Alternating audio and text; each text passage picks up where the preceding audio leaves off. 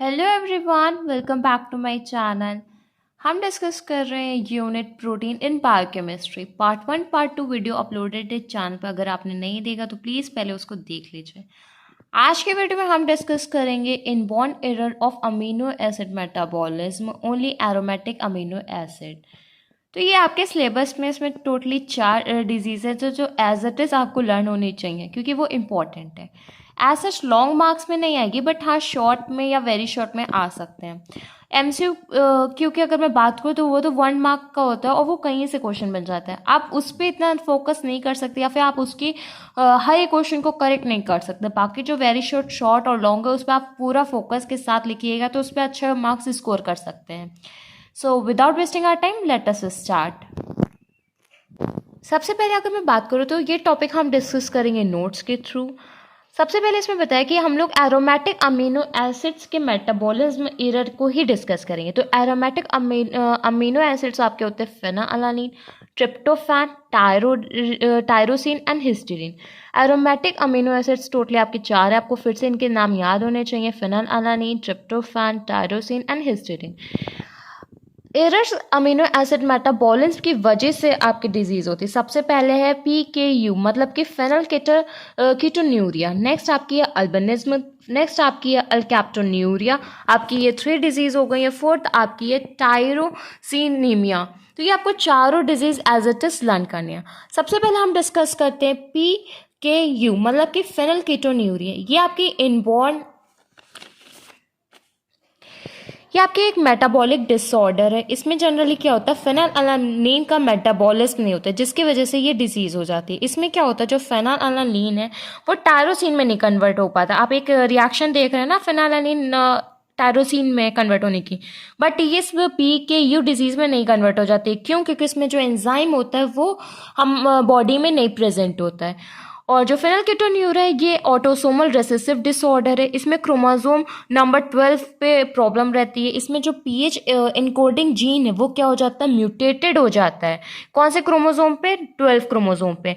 जो फेनाअलानीन एंजाइम है जिसको हम लोग कहते हैं फेनाअलानीन हाइड्रोलेज एंजाइम, ये नहीं बन पाता जिसकी वजह से मेटाबॉलिज्म हॉल्टेड हो जाती है, मतलब कि डिफरेंट हो जाती है। अगर फेनलकेटोन्यूरिया है तो क्या क्या सिम्टम्स रहेंगे? मेंटल रिटार्डेड रहेगा, रिडक्शन रहेगा हेयर में, स्किन पिगमेंटेशन में भी क्या रहेगी, प्रॉब्लम रहेगी।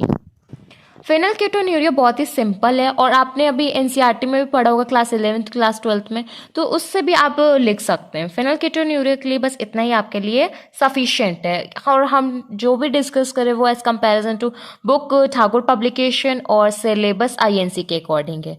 नेक्स्ट पॉइंट हमारा अल्बिनिज्म। अल्बिनिज्म की अगर मैं बात करूं तो ये मेलानिन का फॉर्मेशन नहीं हो पाता। मतलब कि क्या है, इसमें मैंने पॉइंट वाइज मेंशन करा है। इसमें भी ये एक इनहेरिटेड कंडीशन है अल्बिनिज्म की। इसमें क्या होता है, जो टायरोसिन का मेटाबॉलिज्म सही से नहीं हो पाता है। इसकी वजह से क्या डिफेक्ट आता है, मेलानिन सिंथेसिस में।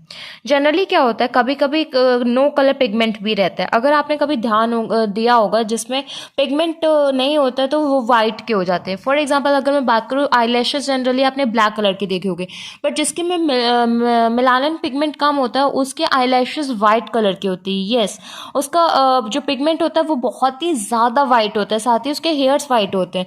तो वो किसकी वजह से हो जाता है, पिगमेंट की वजह से। वो पिगमेंट क्या है, मेलानिन पिगमेंट। और मेलानिन पिगमेंट आपका क्यों नहीं बन पाता है, क्योंकि टायरोसिन मेटाबॉलिज्म में डिफेक्ट आ जाता है, उसकी वजह से इनहेरिटेड कंडीशन होती है। फिर ये सारी चीज़ आप अल्बिनिज्म की कंडीशन में देख सकते हैं।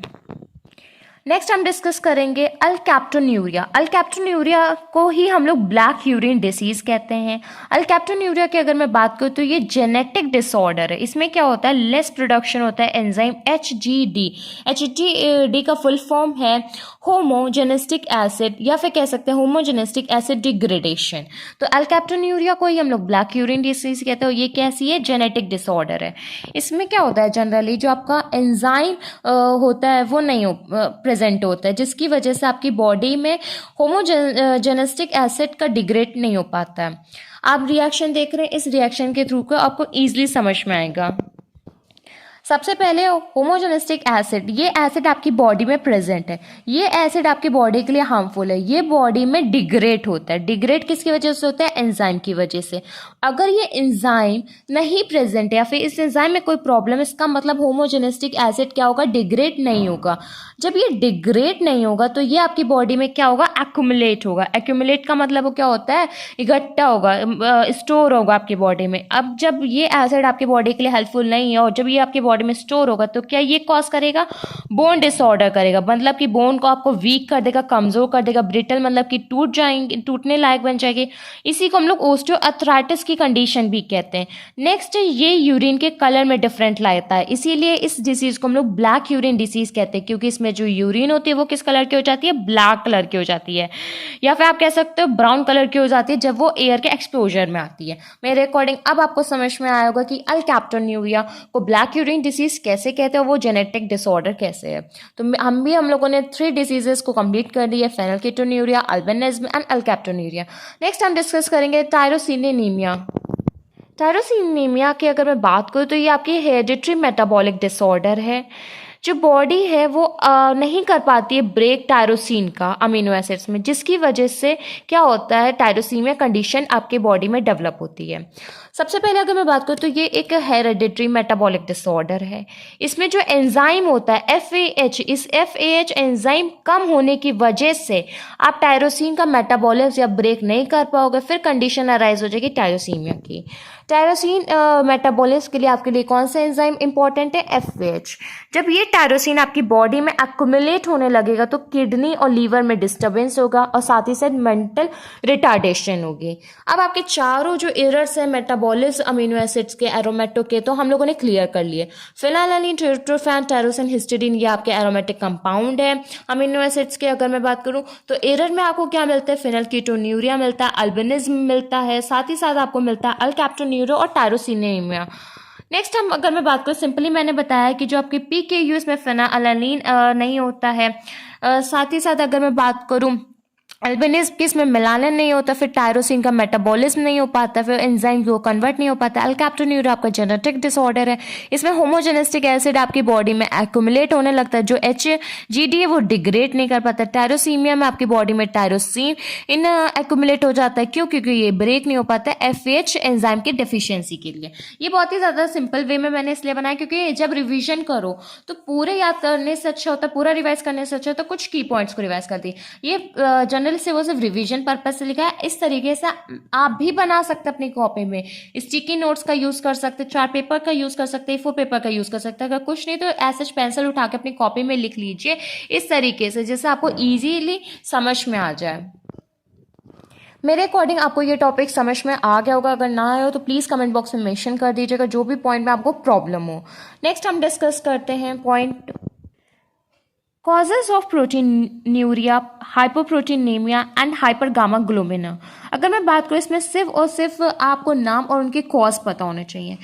सिंपली मैंने ऐसा जितना इंपॉर्टेंट नहीं था, बुक में बहुत डिफिकल्ट था, तो मैंने सिलेबस के सामने ही एज शॉर्ट लिख दिया।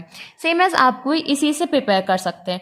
प्रोटीन यूरिया की अगर मैं बात करूँ, साफ साफ नाम में पता चला है कि यूरिया में प्रोटीन का कंटेंट, इसका मतलब क्या कॉज है? डिस्टर्बेंस है किडनी फिल्टर में। अगर किडनी सही से फिल्टर करती है तो प्रोटीन वहीं फिल्टर हो जाता और यूरिया में प्रोटीन नहीं आता, बट फिल्ट्रेशन में प्रॉब्लम है। फिल्ट्रेशन का होता है किडनी में।